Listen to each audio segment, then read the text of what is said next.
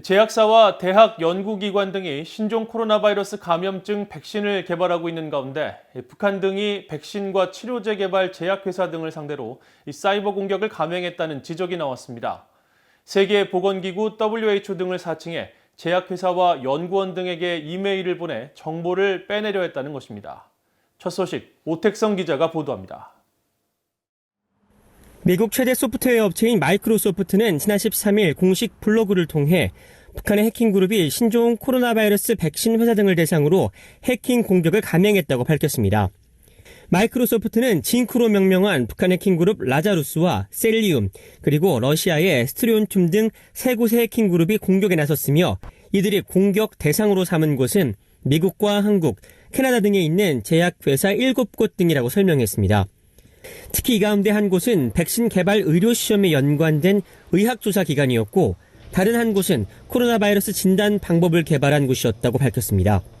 해당 기관과 업체 이름은 밝히지 않았습니다.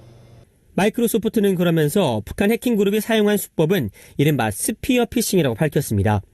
라자루스의 경우 연구원 등에게 채용을 진행하는 것처럼 위장해 이메일을 보냈고 셀리움은 세계보건기구 WHO의 관계자를 빙자해 이메일을 발송했다는 겁니다. 마이크로소프트는 다만 북한 등의 해킹 공격 대부분이 차단됐다고 설명했습니다.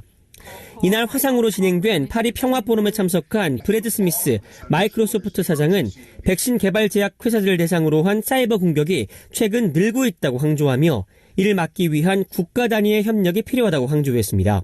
When there are attacks launched through cyberspace, they're always launched from a computer somewhere.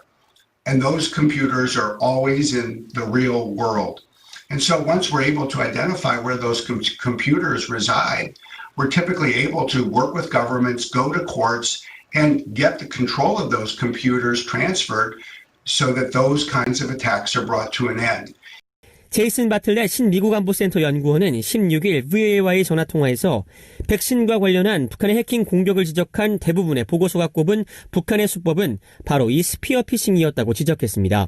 North Korea has used spear phishing and email campaigns in order to trick scientists or researchers or COVID labs and pharmaceutical companies into divulging private and personal information, so login credentials or information regarding the progress.